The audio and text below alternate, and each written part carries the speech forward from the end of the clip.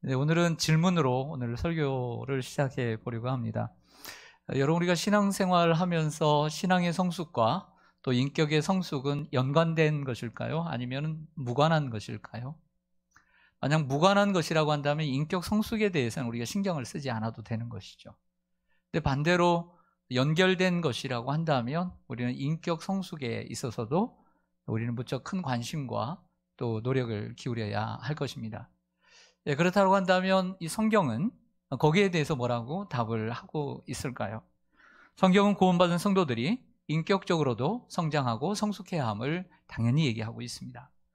고린도전서 13장 11절에 사도 바울은 내가 어렸을 때에는 말하는 것이 어린아이와 같고 깨닫는 것이 어린아이와 같고 생각하는 것이 어린아이와 같다가 장성한 사람이 되어서는 어린아이의 일을 버렸노라 라고 하면서 성숙의 당위성을 말씀했습니다.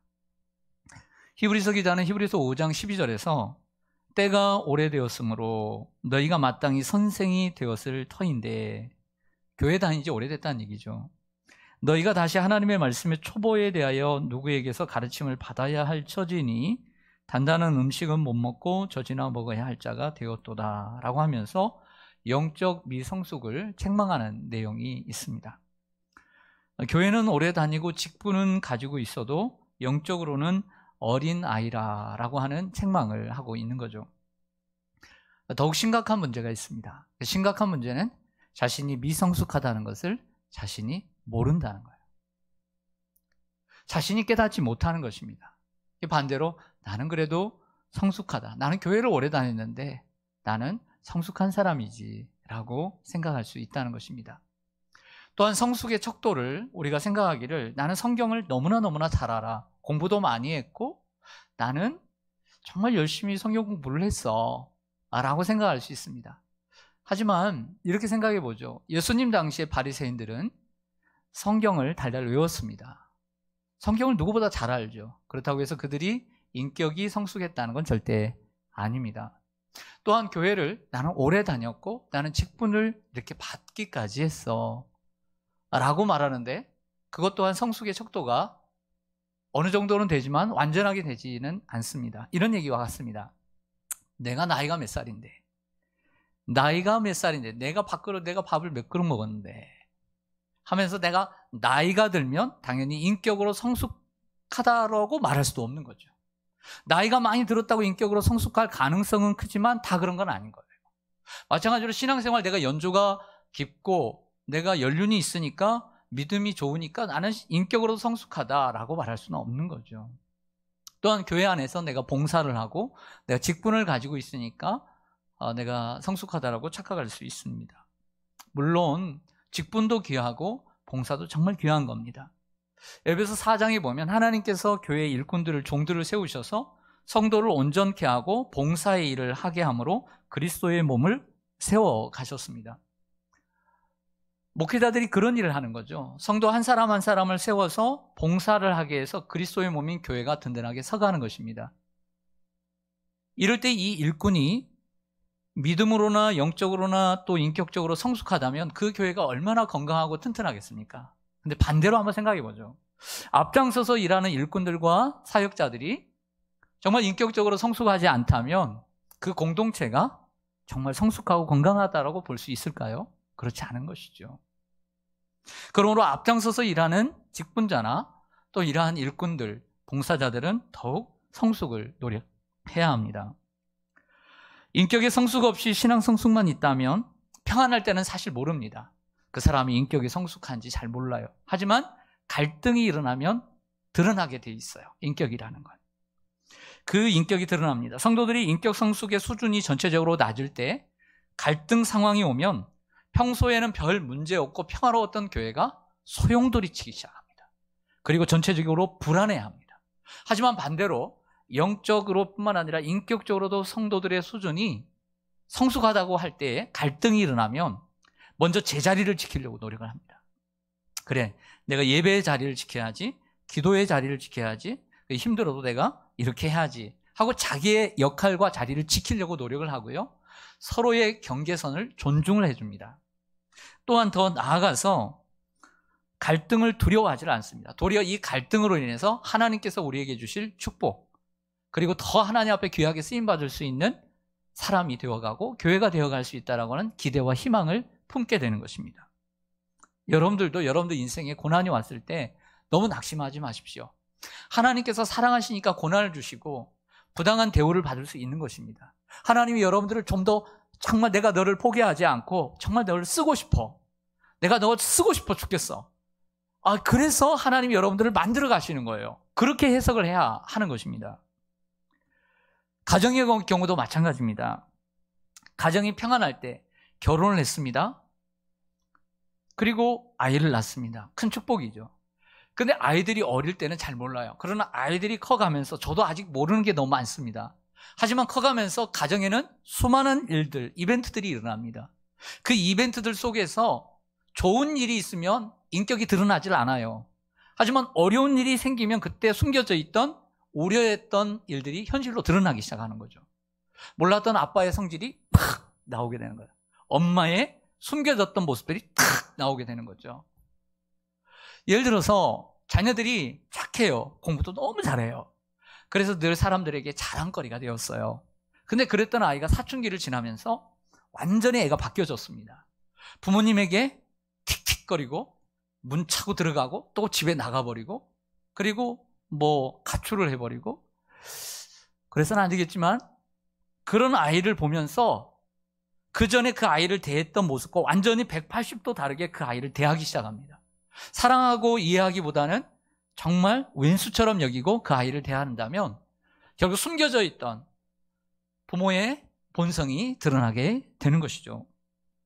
의좋은 형제도 좋은 일이 있을 때는 몰라요. 하지만 돈 문제가 얽히고 설키게 되면 거기서 왼수처럼 여기고 연락도 하지 않고 얼굴도 보지 않는 관계가 되어버리는 것이죠.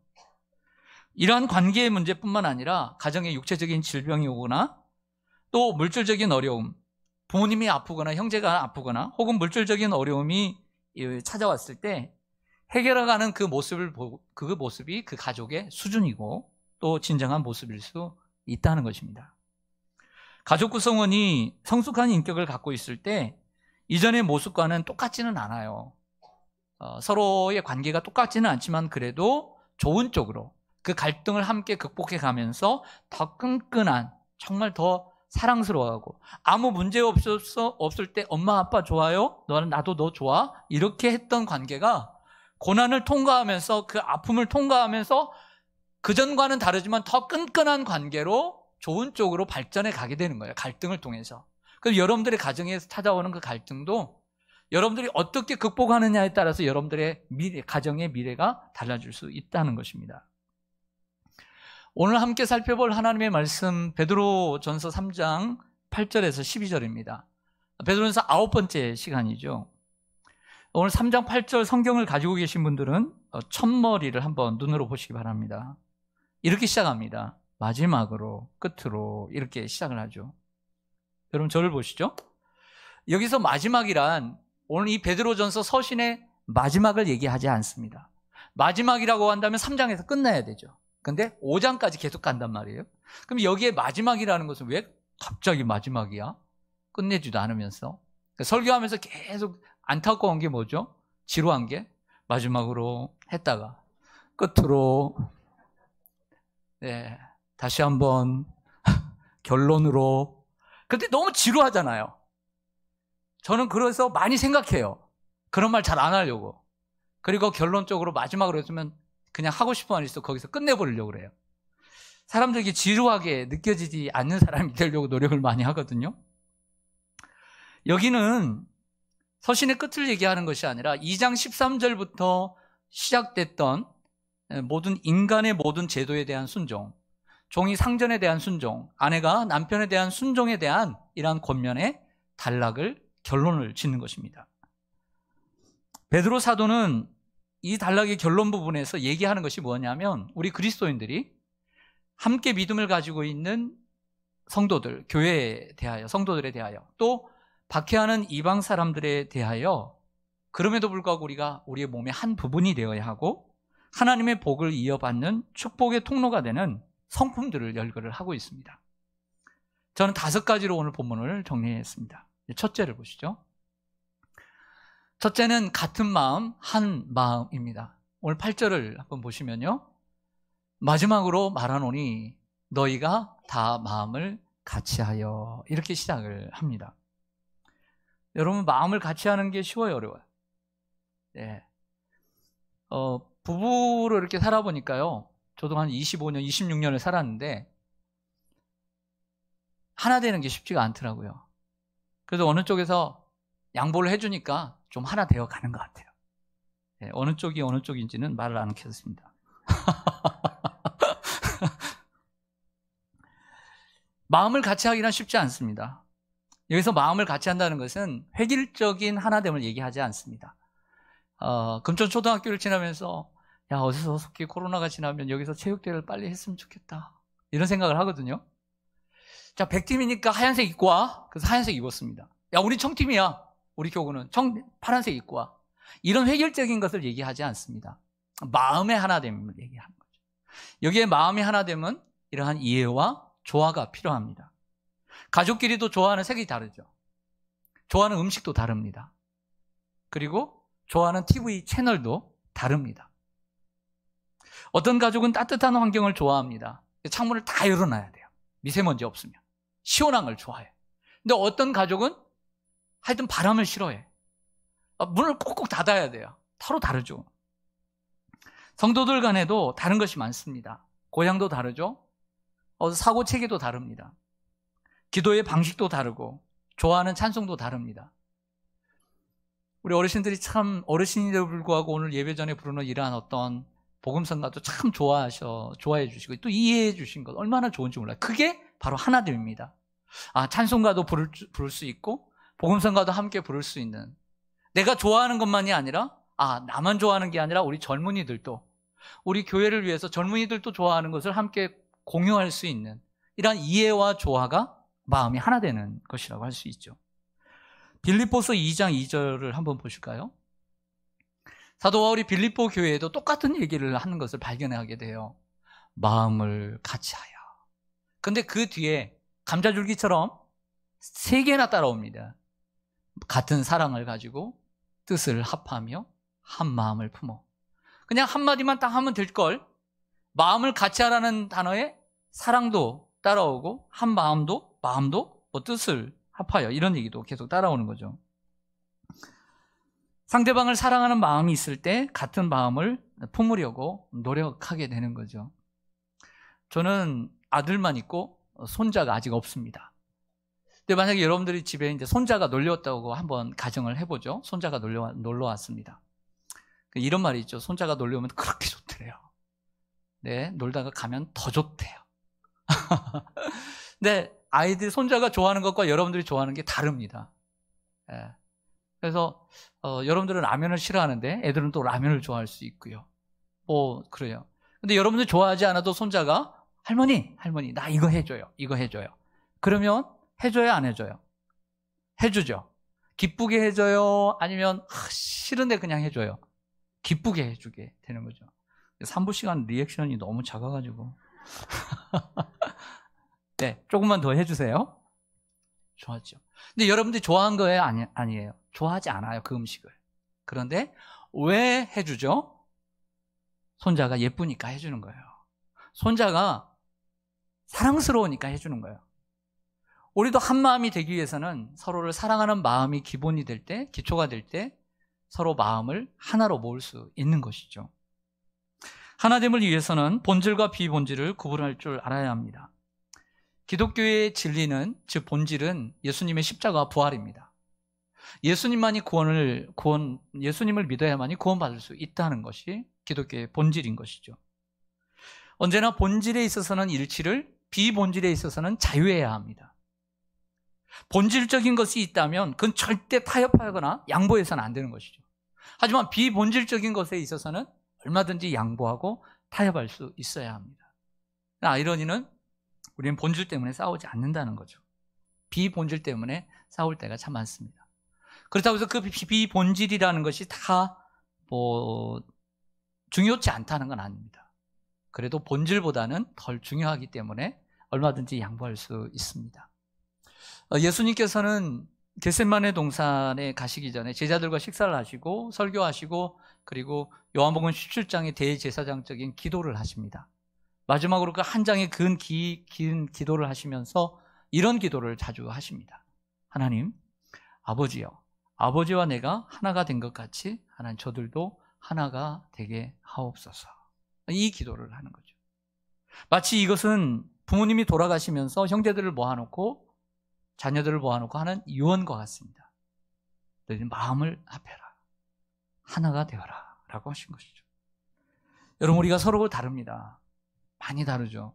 하지만 서로 사랑 가운데서 하나가 되기를 노력하는 저와 여러분 되시기를 소망합니다. 두 번째는 형제를 사랑하며 또 형제 사랑을 이야기하고 있습니다. 베드로전서 3장 8절을 좀 보시죠. 마지막으로 말하노니 너희가 다 마음을 같이하여 동정하며 형제를 사랑하며 불쌍히 여기며 라고 했습니다. 동정하는 것, 형제를 사랑하는 것, 불쌍히 여기는 것 떼어서 생각할 수 있지만 이 세 가지를 그냥 하나로 묶었습니다. 중심에 있는 형제를 사랑하는 것, 그 양쪽에서 동정하는 것과 또 불쌍히 여기는 것이 서로 떠받들어 주는 듯 보입니다. 그래서 서로 같은 내용인 것 같습니다.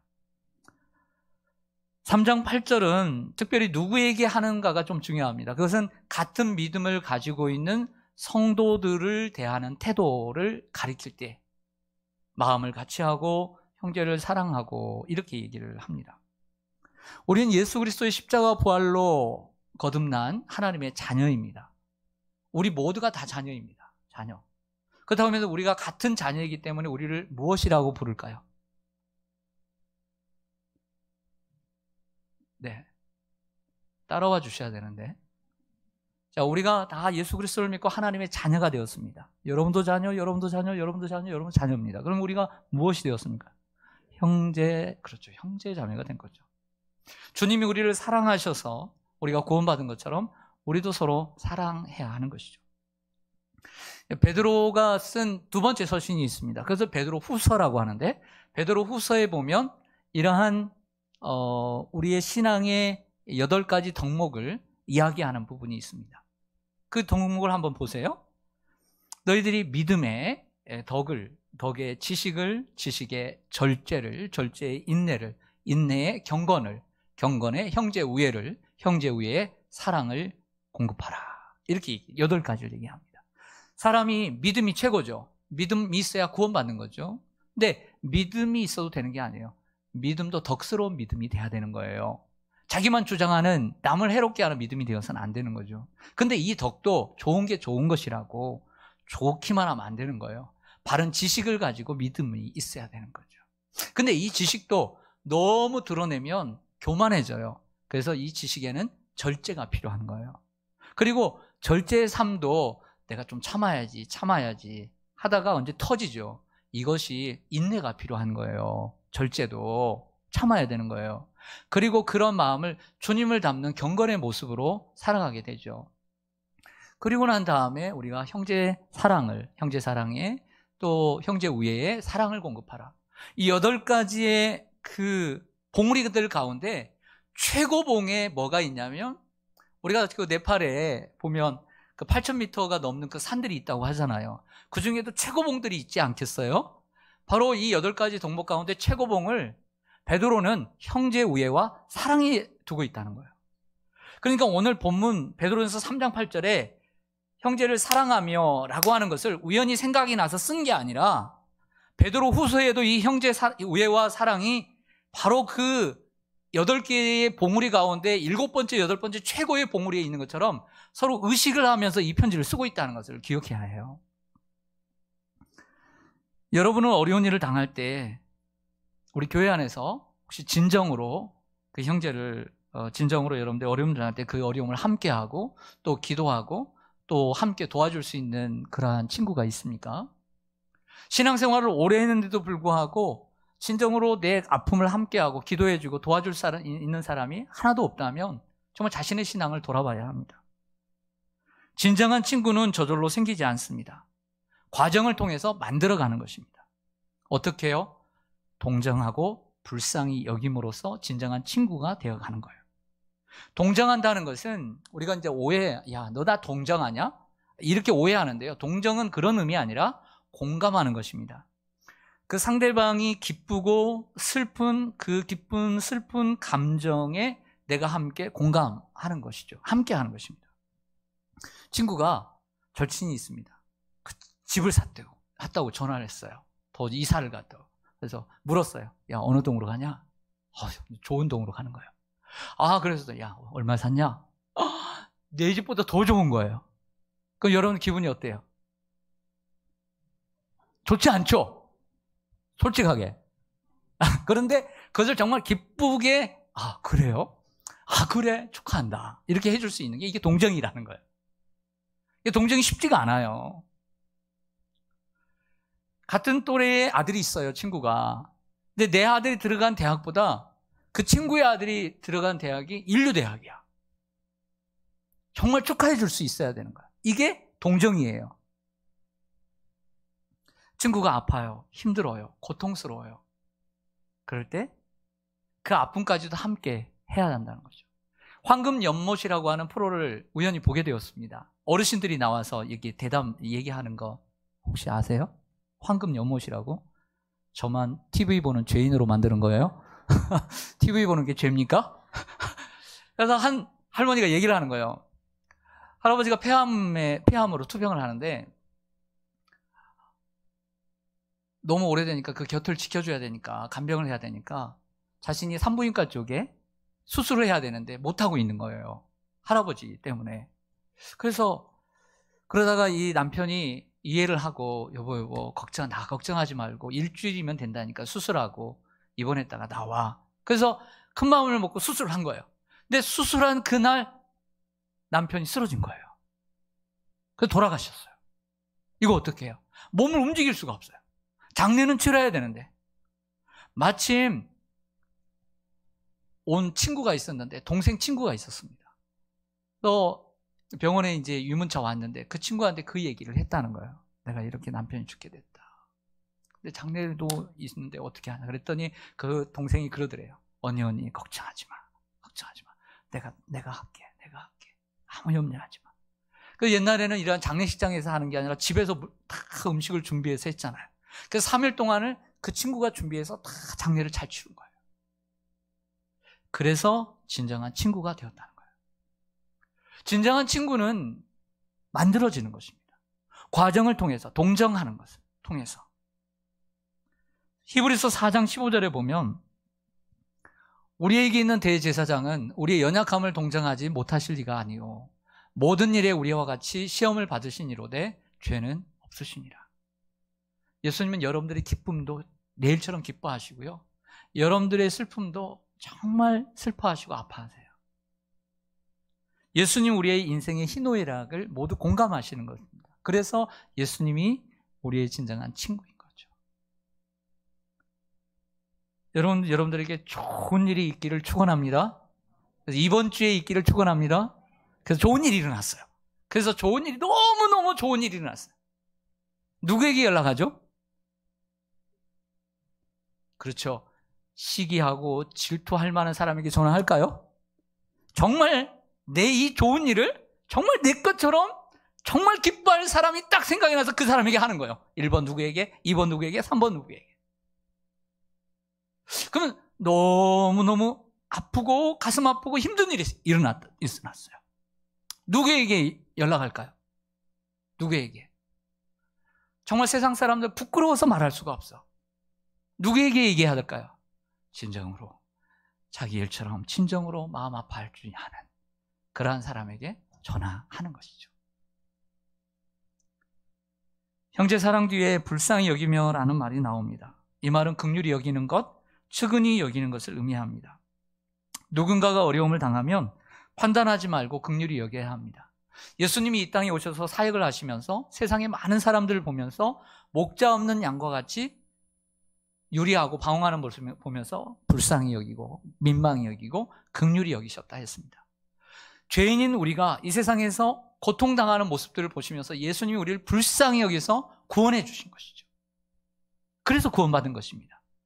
우리도 다 불쌍히 여김을 받아서 구원받았기 때문에 서로를 불쌍히 여겨야 하는 것입니다. 우리 예수 믿는 사람들, 이 땅에서도 살지만 하나님의 나라를 바라보며 살아가는 나그네요 행인입니다. 어떻게 보면 더 많은 고생을 하고 살아갑니다. 그러므로 우리에게는 더더욱 세상 사람들보다 더 큰 하늘의 이로뿐만 아니라 서로에게 격려가 필요한 존재입니다. 사마리아 사람이 강도 만난 사람을 보고서 이런 마음이 들었다고 성경은 기록합니다. 불쌍히 여겨 가까이 가서 상처를 싸매어 주니라.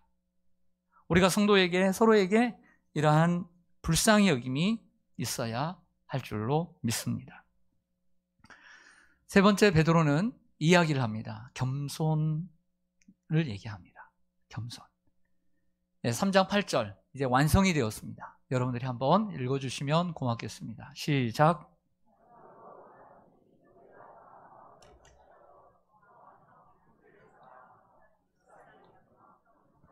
아멘. 겸손은 빠질 수가 없죠. 성품 중에. 자, 그것이 겸손인데요. 우리는 겸손이 너무나 중요하다는 걸 알아요.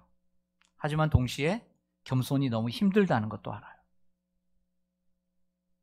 겸손은 우리 자신이 누구인지를 알고 하나님 앞에 우리 자신을 낮추는 것입니다. 성경은 말씀합니다. 하나님은 겸손한 자를 높이시고 교만한 자를 낮추시고 대적하신다. 교만한 자를 낮추시고 대적하신다는 것은 하나님이 미워하시고 그리고 싫어하신다는 거죠. 사용하지 않는다는 거예요. 겸손한 자를 높이신다는 것은 하나님이 원하시는 계획 속에서 그 사람을 사랑하시고 사용하시겠다라고 하는 것입니다. 우리 그리스도인에게는 꿈이 있습니다. 예수님을 만나고 하나님이 우리에게 소원을 주시는데 어떤 꿈이 있냐면 하나님께 모두 쓰임받고 싶어하는 꿈이 있습니다. 여러분들이 다 그런 꿈들을 가지고 신앙생활을 해오셨습니다. 지금은 어떨지 모르지만 처음에 예수님을 만나고 구원받은 이후에 나도 하나님께 쓰임받고 싶다, 이런 마음으로 신앙생활을 했습니다. 우리가 그런 마음이 있다면 하나님이 쉽게 그리고 쓰시기에 편한 도구가 되려면 겸손해야 합니다.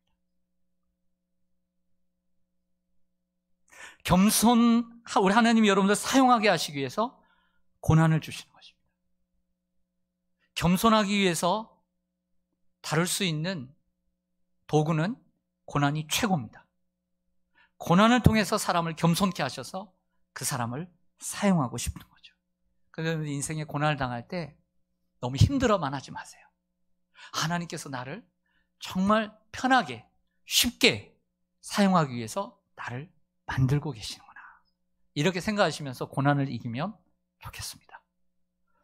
오늘 현실로 돌아볼 때 여러분들이 섬기는 부서나 교회나 직장에서 여러분 윗사람에게 여러분들은 참 윗사람이 쓰기에 참 편한 존재입니까?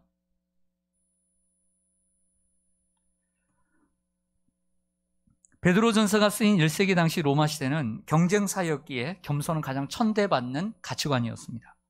어떤 사람이 나는 겸손해요 라고 하는 말은 연약하고 힘이 없다는 뜻으로 해석되었습니다. 그러나 교회는 당시 멸시받던 이 가치관을 명예로운 가치관으로 바꿔놓았습니다. 이런 속담이 있습니다. 개구리 올챙이적 생각 못한다. 현재의 관점에서만 보면 사람은 교만할 수밖에 없습니다. 항상 사람은 나의 현재적 관점과 과거의 관점을 함께 동시에 놓고 봐야 겸손해질 수 있는 것입니다. 내가 지금 평안하고 행복하고 형통하고 성공하고 부족함이 없을 때는 이것만 봐서는 사람은 절대 겸손할 수 없는 거죠. 과거에 내가 가난하고 아프고 아무것도 아니었던 것, 이거 생각해요. 내가 구원받은 하나님의 자녀이지만 전에는 벌레같이 정말 죄인인, 구원받을 수 없는 죄인이라는 것. 내가 지금 아프고 내가 지금 고난을 당해도 과거에 행복했어도 내가 고난받는 것으로 인해서 겸손할 수 있는 것입니다. 우리는 하나님 앞에 티끌과 먼지 같은 존재입니다. 하나님이 불어버리면 끝나는 존재인 것이죠. 지금 목격할름에 적은 것처럼 바이런의 말처럼 물이 하나님을 만나니, 창조주를 만나니 얼굴이 붉어지는 것이죠. 무신론자 니체는 겸손이라는 성경의 덕목을 경멸했습니다. 그의 마음속에는 하나님이 없었기 때문이죠. 하나님을 만나지 않는 존재는 겸손할 수 없는 것입니다. 하나님이 살아계시다고 믿는다면 우리는 겸손해야 합니다. 사도 바울은 에베소 교회 교인들에게 겸손이라는 단어를 씁니다. 모든 겸손과 온유로 하고, 빌립보 교회 성도들에게도 편지를 할 때는 더 강조합니다. 아무 일에든지 다툼이나 허영으로 하지 말고 오직 겸손한 마음을 가져라. 각각 자기보다 남을 낮게 여기고 라고 편지했습니다. 바울의 편지에도 겸손이 빠지질 않습니다. 사도 바울은 그 교회 생활에서 그만큼 겸손이 중요함을 강조하고 있는 거죠. 어떤 분이 이런 말씀을 했습니다. 어떤 분이 이런 말을 하더라고요. 나는 마음이 온유하고 겸손하니 다 내게로 와서 배우라. 누가 이런 말을 했습니다. 만약에 여러분 오늘 뉴스에 어떤 정치인이 이런 말을 했고 어떤 학자가 이런 말을 했으면 사람들은 돌을 들어서 던질 것입니다. 그리고 댓글이 수없이 나타날 것입니다. 그리고 그 사람의 지지율은 정말 푹 떨어질 것입니다. 누가 이 이야기를 했습니까? 예수님만이 하실 수 있는 말씀. 예수님이 하신 것입니다. 그분은 온 세상을 지으신 창조주이십니다. 그분은 온 땅의 주인이십니다. 그분은 하늘의 보좌가 자신의 집입니다. 하지만 그 하늘 보좌를 포기하시고 이 땅에 자신을 비워 낮아지셨습니다. 피조물인 인간인 사람이 되셨습니다. 죄인 취급을 받으며 이 땅에 오셨습니다. 그는 겸손하여 나귀를 타시고 십자가를 지셨습니다. 근데 그 십자가를 지셨음에도 불구하고 사람들이 경멸했고 그리고 무시했습니다. 그래서 예수님이 겸손하신 것입니다. 예수님보다 겸손하신 분은 없습니다. 그 자리를 비우고 이 땅에 오셨습니다. 그리스도인의 겸손도 예수님의 겸손을 생각함으로써 만들어지는 것입니다. 자신을 비우고 낮아짐으로 조롱을 받을 것입니다. 하지만 다시 오시는 주님의 승리 안에서 하나님은 그들을 존중하실 것입니다. 마태복음 23장 12절에 예수님은 이렇게 말씀하십니다. 누구든지 자기를 높이는 자는 낮아지고 누구든지 자기를 낮추는 자는 높아지리라. 네 번째로 베드로는 축복과 화평을 이야기합니다.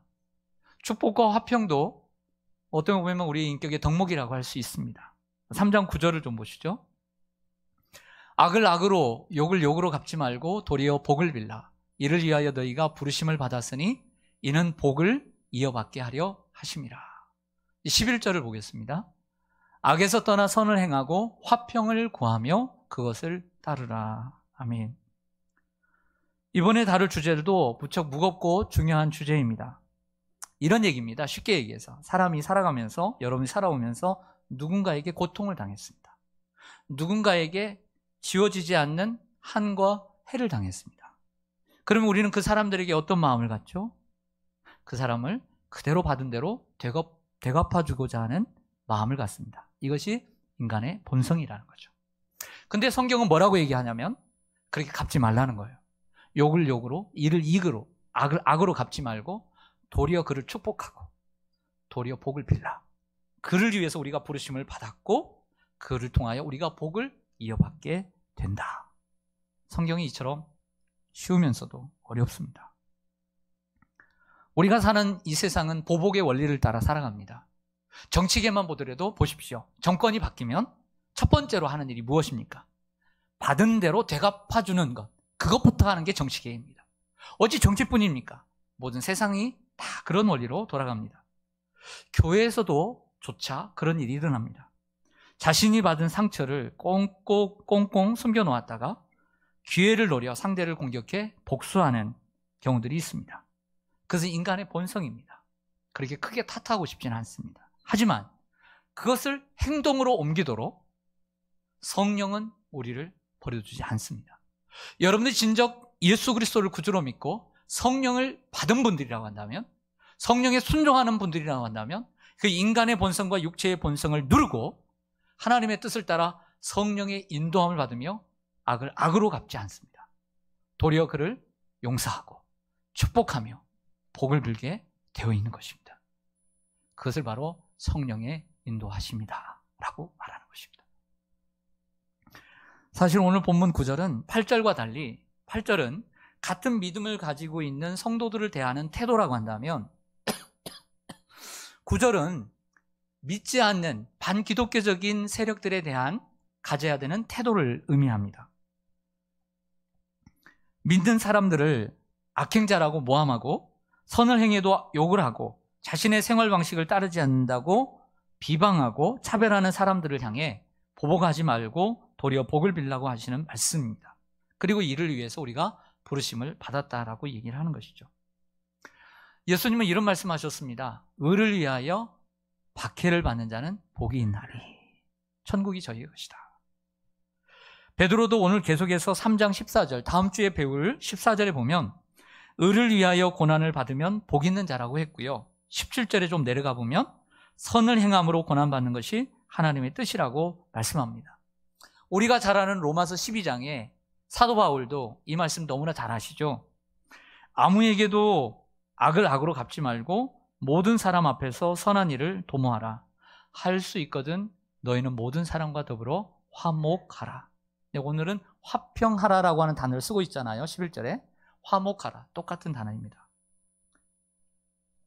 하시면서 악에게 지지 말고 선으로 악을 이기라고 말씀합니다. 성도 여러분, 삶을 살다 보면 되갚아주고 싶은 만큼 마음 아픈 일이 생길 수 있고 그럴 수 있습니다. 그게 인간의 본성입니다. 하지만 가정해 봅시다. 되갚아 주었다고 한번 봅시다. 그리고 혹시 여러분의 삶 속에 되갚아 준 일들을 한번 기억해 봅시다. 이게 되갚아 주었습니다. 어떻게 속이 시원하던가요? 여러분들이 행복하던가요? 그렇지 않습니다. 선으로 악을 이겨야지 악으로 계속 악을 이기다 보면 악순환이 되고 마는 것이죠. 다섯 번째로 혀를 다스림입니다. 우리 몸에 이 정수리부터 발끝까지 수많은 장기가 있습니다. 그리고 지체가 있습니다. 우리의 지체 가운데 가장 다스리기 힘든 것들 있죠. 뭐 눈꺼풀도 무겁죠. 하지만 눈꺼풀은 좀 세수도 하고 그러면 돼요. 근데 제가 정말 인정할 수밖에 없는 것은 정말 제가 다스릴 수 없는 것. 이거예요, 이거. 뭐예요? 혀. 그래서 야고보는 혀는 불이요, 불. 그리고 불의의 세계라 그랬어요. 그러면서 말에 실수가 없는 자는 온전한 사람이다 라고까지 얘기를 했다는 거죠. 우리가 살아가면서 가장 후회스러운 일을 합니다. 가장 후회스러운 일. 그게 뭘까요? 말 실수죠. 그래서 어떻게까지 해요? 이놈의 입 하면서 막 때리기까지 하죠. 네. 내가 왜 그 말을 했을까? 짐승들은 입에 재갈을 물리면 제어할 수가 있고 그 몸을 움직일 수가 있습니다. 그런데 이 사람의 혀는 제어할 수 있는 도구가 없어요. 그래서 시편 기자는 이렇게 기도했던 것이죠. 하나님이여, 내 입에 파수꾼을 세워주시고 내 입술의 문을 지켜주세요 라고 기도했던 것입니다. 우리도 기도해야 합니다. 하나님, 내 입을 지켜주시옵소서. 내 입에 파수꾼을 세워주시옵소서. 막 이렇게 입을 열어서 막 하고 싶을 때도 참아야 해. 참는 거죠. 베드로는 오늘 말씀을 맺으면서 시편 34편 12절에서 16절까지의 말씀을 인용합니다.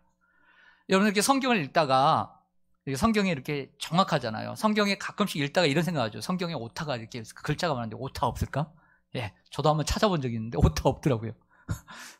인쇄를 잘해요. 근데 보면 처음에 이렇게 칸을 맞춰가지고 이렇게 시작을 하잖아요. 그러다가 갑자기 한 칸, 두 칸 들어가서 스페이스를 띄워서 들어가서 나오는 성경들이 있어요. 이거 잘 아시는 것처럼 구약 성경을 인용을 할 때 이렇게 들어가죠. 들어가서. 그래서 오늘 10절에서 12절을 보면 들어가 있어요. 여러분들의 성경에 보면. 예. 구약 성경입니다. 시편 34편. 근데 이 시편 34편을 왜 인용을 했냐면 이런 얘기예요. 의롭게 사는 자들에 대한 하나님의 축복의 약속. 고난을 당해도 악을 악으로 갚지 않고 악을 선으로 악을 갚는 자들에 대한 하나님의 약속의 축복이 들어있는 말씀입니다. 욕을 욕으로 갚지 않고 도리어 축복하고 선을 행하고 화평을 구하는 자들에게 하나님이 축복하신다는 것을 가르쳐주는 것이죠.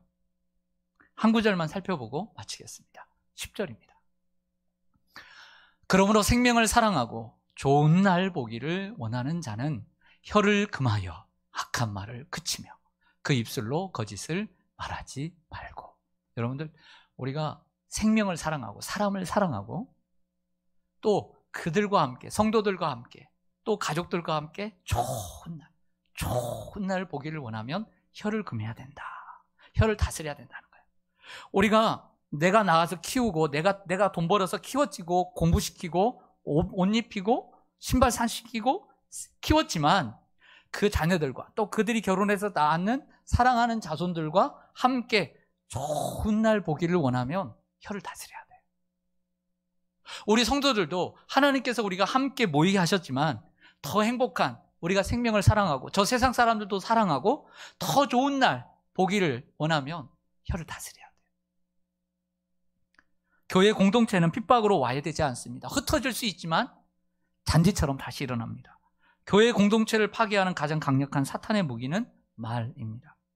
확실하지 않는 정보를 전달하거나 추측을 사실인 양 말하면 안 됩니다. 아무리 사실이라 할지라도 당사자에게 해가 된다면 신중해야 하고, 입이 간질간질해도 혹이라도 내가 이 말할 때 혹이 다른 사람들이 잘못된 선입견을 갖거나 그 사람에 대해서 잘못된 생각을 가질 수 있기 때문에 나의 비밀인다면 그 비밀을 스스로 끝까지 지키는 지혜가 필요합니다. 아무리 사실이라 할지라도 당사자에게 해가 된다면 신중해야 하고, 그 말이 사실이라 할지라도 교회에 덕이 되지 않는다면 다시 한번 생각해야 합니다. 우리가 음식을 먹어도 가려야 합니다. 내게 맞지 않는 음식, 해로운 음식은 가리는 것처럼 왜 음식은 가리면서 사람들이 나에게 하는 말은 가리지 않습니까? 듣는 말도 가릴 줄 아는 지혜가 필요한 것입니다. 귀가 얇아서 모든 말을 사실인 양 받아들이면 안 되는 것입니다. 들었다고 해서 그것을 다 받아들이지 말고 또한 전달하면 안 되는 것입니다. 전달하려면 정확하게 전달하고, 전달할 자신이 없다면, 정확하게 전달할 자신은 없으면 말하지 않는 것이 더욱 지혜로운 것입니다. 그리고 지혜롭다면 스스로 판단하고 가감하고 들어야 합니다. 오늘 본문에 히브리서, 오늘 베드로전서의 그 주석에 페임 퍼킨슨이라고 하는 한 학자가, 또 목회자였던 이 학자가 주석을 썼는데요. 오늘 본문을 이렇게 결론을 짓는 걸 보면서 정말 같이 나누고 싶어서 가져왔습니다. 하나님은 우리가 어떻게 하나님께 기도하는가를 듣고 있을 뿐 아니라 우리가 다른 사람들에게 어떻게 말하는가도 듣고 계신다. 의미심장한 말 아닙니까? 우리는 하나님 앞에 좋은 말만 하려고 합니다. 내가 원하는 말만 하려고 하는 거죠. 미사여구도 쓸 수 있죠. 근데 하나님은 우리가 서로에게 말하는 것도 듣고 계신다. 성도 여러분, 사람의 말도 필요하죠. 말이 입이 있으니까 말을 해야죠. 하지만 성품이 말보다 더 크게 말할 때도 많습니다. 좋은 성품을 가지면 가정을 건강하게 행복하게 세워갈 수 있습니다. 좋은 성품을 가지면 교회가 위기를 당하고 갈등이 와도 건강하게 더 세워갈 수 있게 되는 거죠. GDP가 많고 그렇다고 해서 선진국이 되는 것이 아니라 시민들의 시민의식이 높을 때 선진국이 되어가는 것이죠. 우리가 가정을 세우고 또 교회를 세우고 사회를 세워가기 위해서는 좋은 성품이 필요합니다. 근데 그것뿐만 아니라 우리 성도들이 좋은 성품을 가지고 교회 안에서도 세상에 살아갈 때 이 하나님의 복음이 더욱더 반짝반짝, 더욱더 반짝반짝 빛나게 할 수 있다는 것입니다. 여러분들이 좋은 성품을 가져 이 복음이 전파될 때, 예수님이 전파될 때 복음이 더욱더 반짝반짝 빛날 수 있도록 여러분들이 귀하게 쓰임받기를 간절히 소망합니다. 아멘. 기도하겠습니다.